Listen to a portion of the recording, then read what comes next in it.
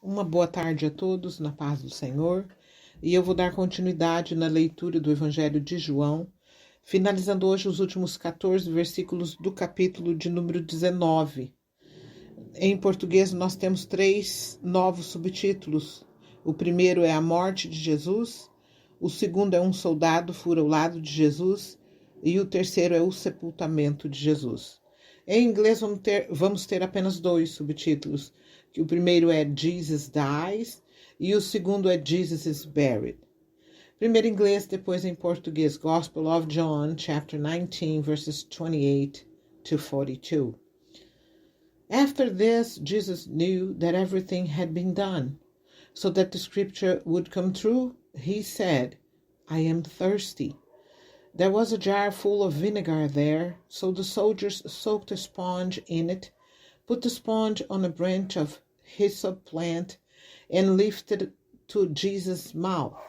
When Jesus tasted the vinegar, he said, It is finished. Then he bowed his head and died. This day was preparation day, and the next day was a special Sabbath day. Since the Jews did not want the bodies to stay on the cross on the Sabbath day, they asked Pilate to order that the legs of the men be broken and the bodies be taken away. So the soldiers came and broke the legs of the first man on the cross beside Jesus. Then they broke the legs of the men on the cross beside Jesus. But when the soldiers came to Jesus and saw that he was already dead, they did not break his legs. But one of the soldiers stuck his spear into Jesus' side, and at once blood and water came out.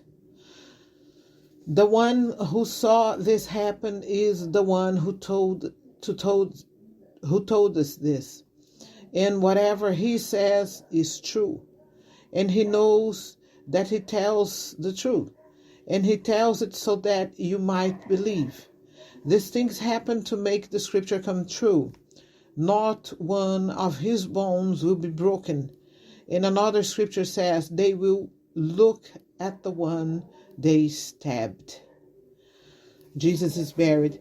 Later, Joseph from Arimathea asked Pilate if he could take the body of Jesus.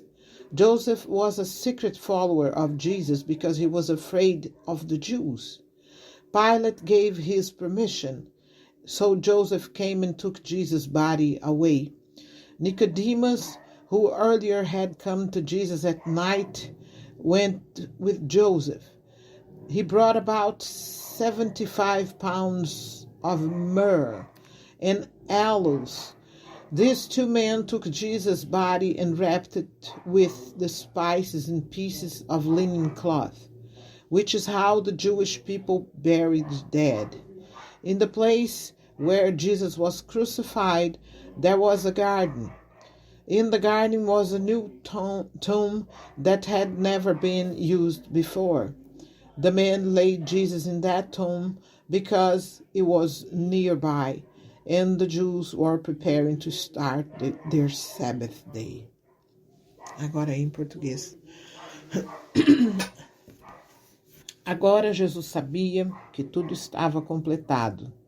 Então, para que se cumprisse o que dizem as Escrituras Sagradas, disse, estou com sede. Havia ali uma vasilha cheia de vinho comum. Molharam no vinho uma esponja, puseram a esponja num bastão de isopo e a encostaram na boca de Jesus. Quando ele tomou o vinho, disse, tudo está completado. Então baixou a cabeça e morreu. Então os líderes judeus pediram a Pilatos que mandasse quebrar as pernas dos que tinham sido crucificados e mandasse tirá-los das cruzes. Pediram isso porque era sexta-feira e não queriam que no sábado os corpos ainda estivessem nas cruzes. E aquele sábado era especialmente santo. Os soldados foram e quebraram as pernas do primeiro homem que tinha sido crucificado com Jesus e depois quebraram as pernas do outro.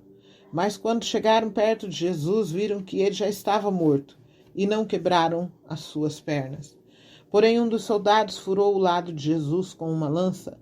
No mesmo instante saiu sangue e água. Quem viu isso contou o que aconteceu para que vocês também creiam. O que ele disse é verdade, e ele sabe que fala a verdade. Isso aconteceu para que se cumprisse o que as Escrituras Sagradas dizem: nenhum dos seus ossos será quebrado. E em outro lugar, as Escrituras Sagradas dizem: eles olharão para aquele a quem atravessaram com a lança. O sepultamento de Jesus.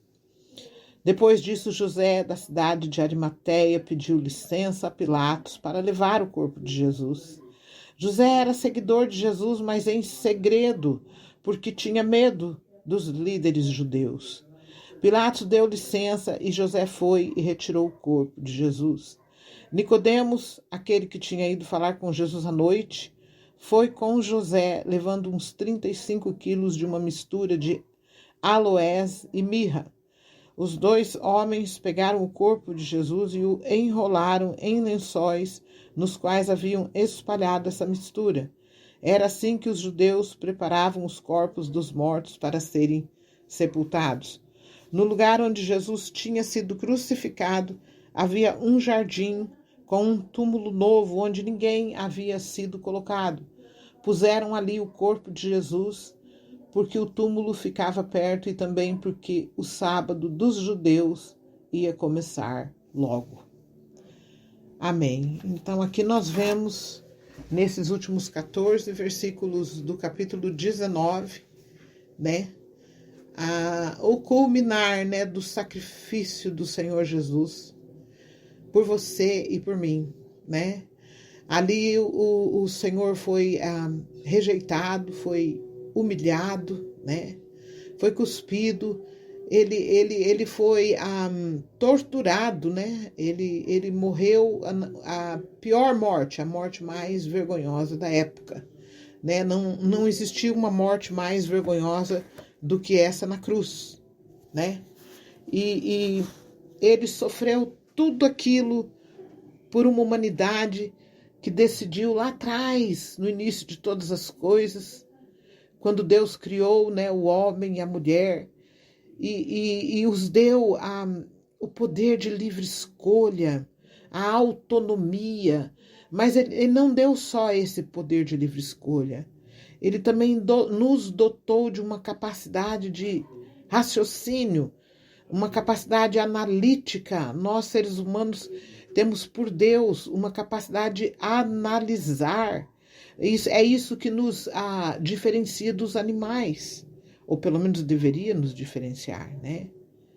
Uma pessoa que faz o uso de sua capacidade de raciocínio, ela pondera antes de suas decisões, ela analisa o que foi que ela pôde observar na vida dos outros e o que foi que os outros conquistaram como resultado de suas ações, né?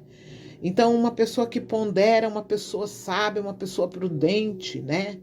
Ela não é uma pessoa que é como, aqui a Bíblia também relata vários exemplos onde diz que é como um cavalo sem o cabresto, né?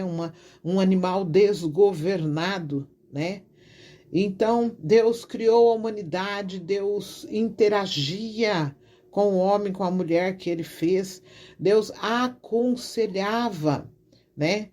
Mas não foram capazes, né, de obedecer e de seguir a um conselho, a uma ordenança daquele que os fez.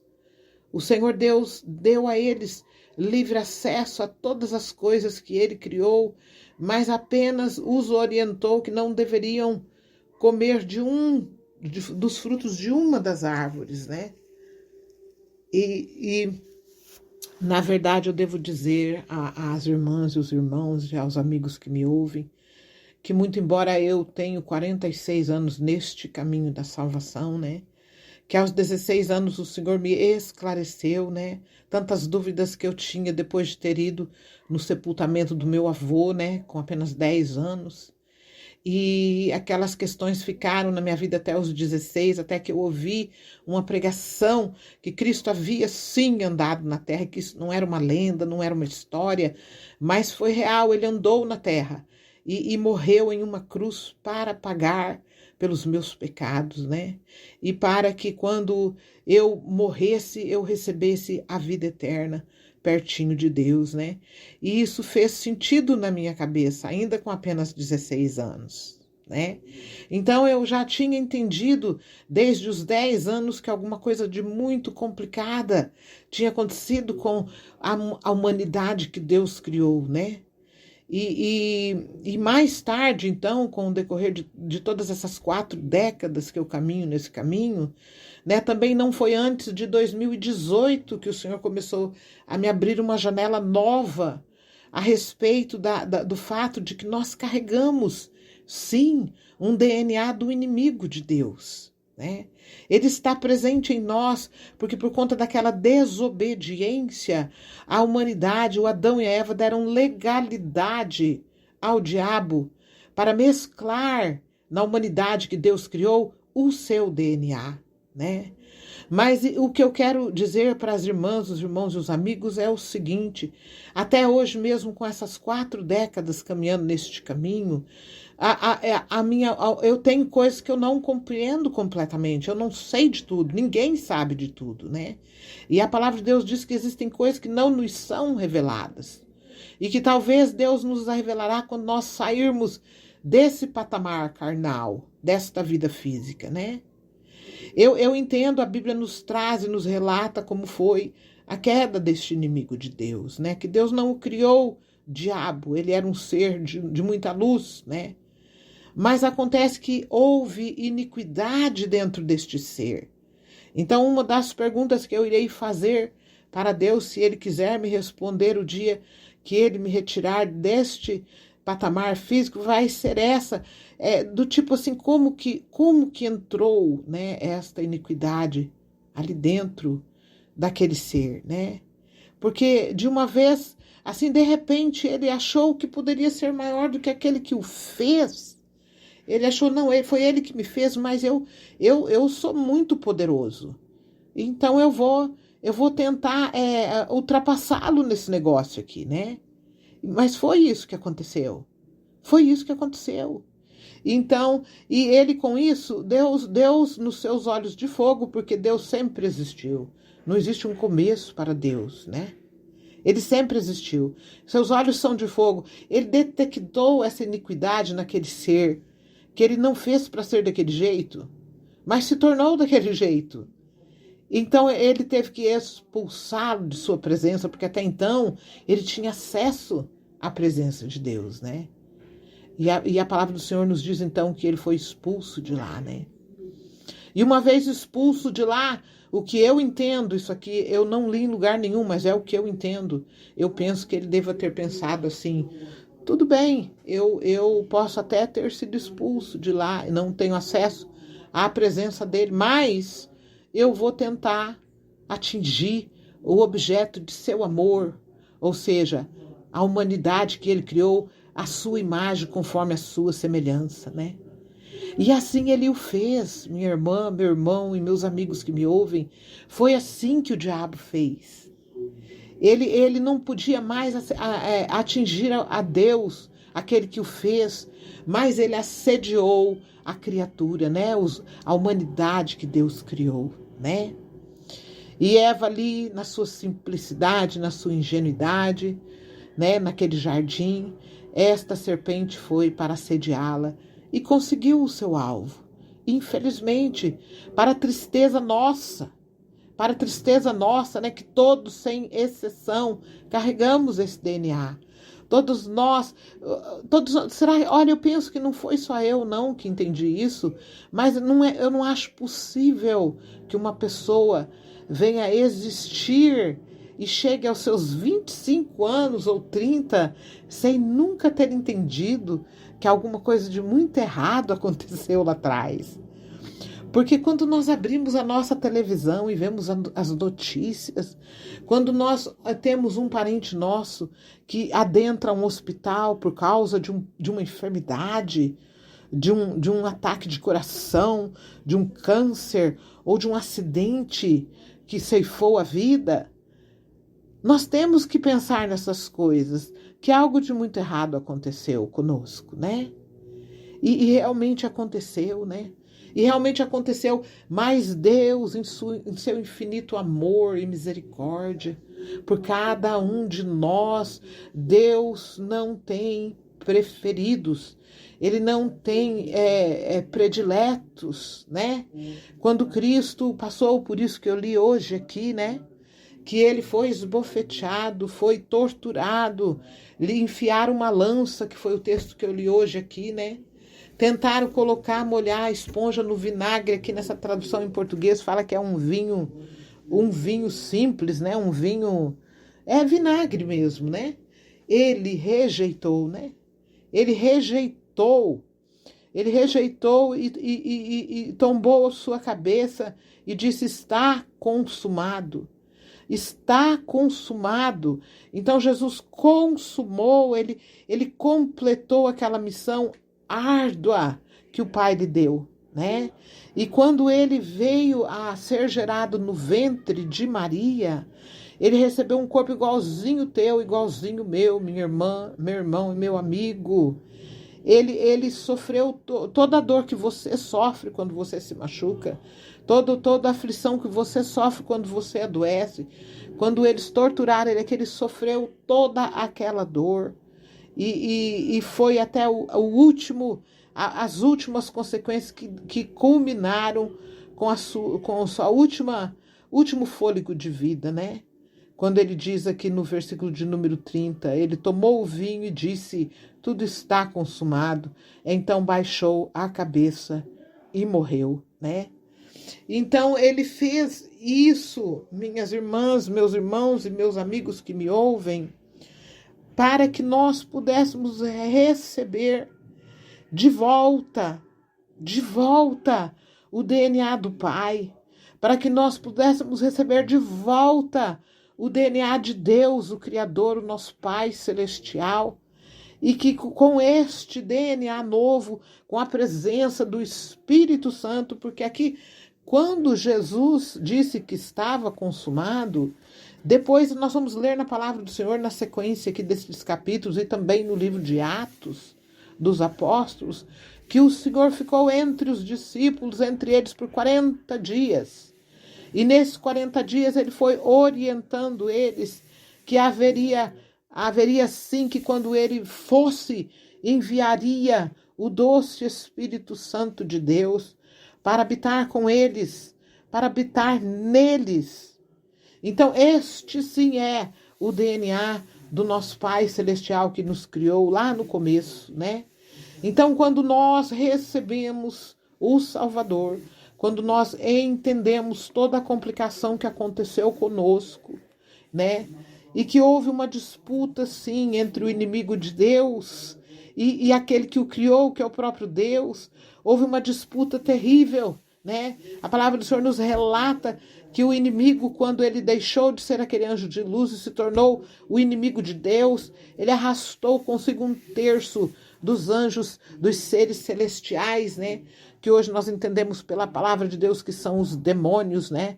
Que estão nesta terra influenciando pessoas que não descobriram ainda todo esse desastre, né? Ainda they did not find out about it. Eles não descobriram ainda. Existem pessoas que elas vivem tão no natural, mas tão no natural, só em suas vidas carnais, que elas nem sequer querem saber do porquê que de vez em quando elas se sentem tão iradas, tão cheias de ódio, cheias de vontade de se vingar por apenas uma palavra que foi falado mal contra elas, porque este é o DNA de Satanás, do inimigo de Deus. Este é que quando alguém pisa num calo nosso, num dedinho do nosso pé, nós já queremos pegar no pescoço deles. Eu cresci vendo isso dentro da minha própria família. E não venha querer me dizer que isso não existe na tua, porque isso não, você sabe que não é verdade. Quem de nós não se irrita por pouca coisa? por coisas pequenas. Quem de nós não assassina o outro, o nosso irmão, até mesmo o nosso irmão em Cristo, porque ela olhou para mim torto? Você viu o jeito que ela me olhou quando eu disse isso? Ou o irmão, ai, não suporto aquele irmão pensa que ele sabe de tudo, e ali aquela raiz de ódio, aquela vontade de, quem sabe, ver aquela pessoa dentro de um caixão. E não me diga que isso não é verdade, porque eu já presenciei isso muito de perto. Isso está dentro das igrejas. Se é que você não sabia, minha irmã, meu irmão e meu amigo que me escuta, esta semente está dentro das igrejas. Esta semente estava nessa liderança, esses fariseus. Aqui na tradução em inglês diz que estava chegando o sábado, que era um dos dias mais santos para a liderança fariseia, endemoniada, possuída por demônios, odiosa, gananciosa, materialista. E vai querer me dizer que quem fez isso com Cristo aqui estava cheio da presença de Deus? É isso que vocês vão querer me dizer? E a palavra do Senhor me diz aqui também que quem relatou isso daqui, o relator disso que eu li hoje, foi João, o apóstolo João, que era um rapaz novo. Foi o único que eu vou dizer, eu não está escrito aqui, mas eu vou dizer de minha parte isso, que não se acovardou. Ele ficou lá no pé da cruz, ele não teve medo que algum dos soldados fosse lá e pegasse ele e matasse ele também. Haviam ali a palavra do Senhor nos diz que haviam 4 mulheres, as 3 Marias e a outra que não fala qual que é o nome, que era a mulher do Clopas, que eu li no texto anterior, né? E João estava de pé ali junto delas. Onde estavam os outros? Você já leu aqui na palavra do Senhor? Encontrou em algum lugar que o Pedro e os outros todos, os outros 11 estavam ali de pé do lado? Não estava, não. Onde estava o André? Onde estavam os outros todos? Onde estavam eles? O Judas não sabemos o que aconteceu, né? Porque o diabo deu um nó tão bem dado nele que a única coisa que ele conseguiu fazer daquilo ali foi se enforcar, né? Porque ele sabia bem, ele tinha consciência do que ele fez, né? Então, João relatou com toda a fidelidade, e é o que nós lemos aqui no versículo 35, né? Quem viu isso contou o que aconteceu para que vocês também creiam. E o que ele disse é verdade, e ele sabe que fala a verdade. É João, né? E isso aconteceu para que se cumprisse o que as escrituras dizem. Aqui fala sobre os ossos de Jesus que não seriam quebrados, né? Os fariseus queriam para não atrapalhar a sua festa santa. Meu Deus, para não atrapalhar, digamos, se nós fosse trazer para o dia de hoje, para não atrapalhar um congresso que vai acontecer, né? Então, aqui eles queriam que quebrasse as pernas daqueles que já estavam mortos e fosse lá e quebrasse as pernas para poder tirar da cruz, né? Aonde chega o cúmulo, né, de uma liderança caída. E eu tenho para dizer uma coisa, é um perigo tão grande, meu Deus do céu. É um perigo tão grande. Por que é um perigo tão grande? Essa liderança aqui, depois que eles decidiram tomar essa posição aqui, uma posição de materialistas, de odiosos, eles não tinham como come back. There was no turning back for them. Não tinha como voltar. Por quê? Porque eles provaram de um poder, eles provaram de uma posição diante do governo ali da época. Então, é esse ponto que eu quero frisar, se eu tiver trazendo para os dias de hoje. É esse o ponto que eu quero frisar, né? Nós temos que ter muito cuidado, porque o que acontece, eu vi sim, eu vou mencionar isso aqui, quer você goste, quer você não goste, eu vou mencionar. Eu sou uma pessoa curiosa, Deus me fez curiosa. Eu andei assistindo vários cultos da igreja do Senhor, do pastor presidente de todas as assembleias, né? que é aquela que está lá em São Paulo, né, do pastor Bezerra, né, eu já até esqueci o primeiro nome dele. E eu fiquei escandalizada quando eu percebi que de lado com a ala onde ficam os pastores e os obreiros ali, os copastores, e ele sentado, né, esse pastor Bezerra, numa ala do lado agora existe ali um cantinho, ali umas fileiras de cadeiras que é para os políticos se assentarem, né? Ele tem também já vários filhos e parentes e não sei se noras e deputadas, deputados e governadores. Então, aquela gente senta ali do lado, quase que como em uma igualdade com os servos do Senhor, que deveriam ser santos e separados. A palavra santo quer dizer separado. Separado do quê? Separado da corrupção, né? Separado da ganância por poder, né? Então, eu não sei se você enxerga, mas eu enxergo, minha irmã, meu irmão. E nós temos que tomar muito cuidado. Nós temos que tomar muito cuidado, sabe? Com tudo isso. Então, aqui agora na parte final dos versículos 38 ao 42, nós vamos ver o sepultamento de Jesus.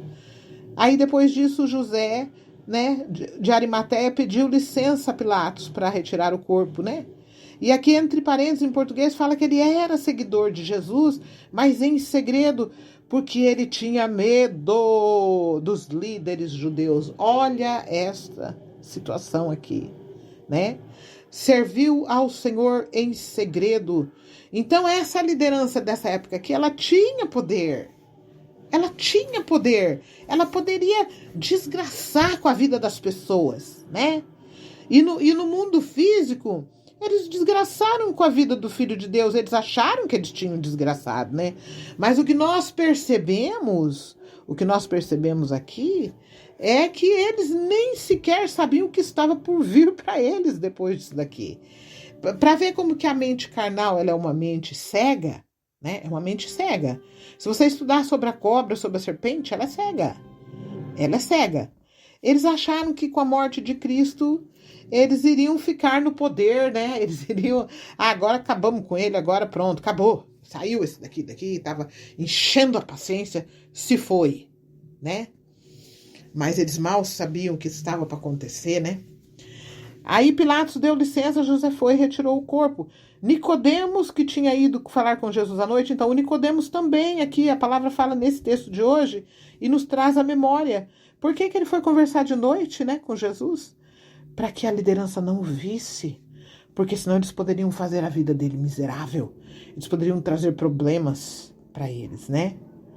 Então, é isso que nós vemos acontecendo aqui, né? Aí eles foram, cuidaram do corpo de Jesus, o colocaram num túmulo onde não havia sido usado, né? E relata a palavra do Senhor que o túmulo ficava bem perto, porque o sábado dos judeus ia começar logo. Então, este é o cúmulo do que nós vemos aqui, né? Eles estavam... Os fariseus, os líderes religiosos, eles estavam preocupados com os sábados de celebração deles, né? E tendo crucificado o Salvador, que foi prometido por séculos, por gerações, prometido a eles. Foi prometido a eles, eles o crucificaram. E a única preocupação que eles tinham é que tirasse logo os crucificados ali da cruz, para que eles pudessem celebrar, né, o seu sábado santo ali, né? Então, aqui nós percebemos, né, o cúmulo de todas as coisas, né? Nós vemos que o Senhor fez a sua parte, né? E que em seguida, agora nas próximas leituras, nós vamos ver que ele vai aparecer, vai voltar, vai ressuscitar, né? Para a desgraça dessa liderança carnal, gananciosa e endemoniada, né? Então, se eles achavam que eles estavam se livrando de um problema, misericórdia, né? Eles irão saber o que é realmente um problema nos anos 70, depois do Senhor, né? Quando a mão poderosa de Deus os destrói completamente. E eles ficam sem nação, sem terra e são espalhados vergonhosamente pelo mundo todo, né? Então, assim eu vou terminando a leitura de hoje, né? Mas eu estarei dando continuidade. Que Deus tenha misericórdia de nós, que nós possamos ser curiosos, minhas irmãs, meus irmãos. Que nós possamos ter curiosidade, porque Deus nos fez com a capacidade de assimilar, de entender as coisas. E não é sem nós lermos, não é sem nós buscarmos e fazermos pesquisa, né? Porque quando nós nos lembramos do nosso tempo de escola, né? Quando fizemos aí o primário, né? O ensino fundamental, o ensino médio e tudo, os professores nos davam trabalhos de pesquisas. Naquela época não existia internet, nós tínhamos que ir para as livrarias. Vocês se lembram disso, né? Então, ninguém vem ao conhecimento de nada sem fazer pesquisas. E um dos livros que todos nós que dizemos que servimos a Deus, nós somos servos do Senhor, eu sou evangélico. Então, você é evangélico, você acredita nos evangelhos. Será que nós já lemos os 4? Pelo menos os 4 evangelhos? Então, se nós dizemos que nós somos determinada coisa, nós temos que fazer jus àquilo, não é verdade? Então, nós temos que pesquisar. A palavra do Senhor é um livro que precisa ser pesquisado. Nós temos que ler, nós temos que ir atrás da história, ter curiosidade para saber o que aconteceu na história, né? E isso vai agregar, vai ajudar, vai se juntar, né, aos ensinamentos da palavra do Senhor, né? Então, assim, eu vou terminando esse áudio de hoje, que o Senhor tenha misericórdia de nós, né? E que tudo isso aqui que o Senhor Jesus sofreu, que eu li hoje, né? Por você, por mim e por nós, não seja em vão, mas que nós venhamos a este reconhecimento que é exigido de nós, né? O Senhor não quer que nós venhamos a nos submeter sem compreender, né? É isso que eu entendo de Deus. Ele nos dá a capacidade de raciocínio, ele quer que nós entendamos todas as coisas, e daí sim eu entendo e quero tomar espaço na minha vida. Eu preciso receber o Salvador, né?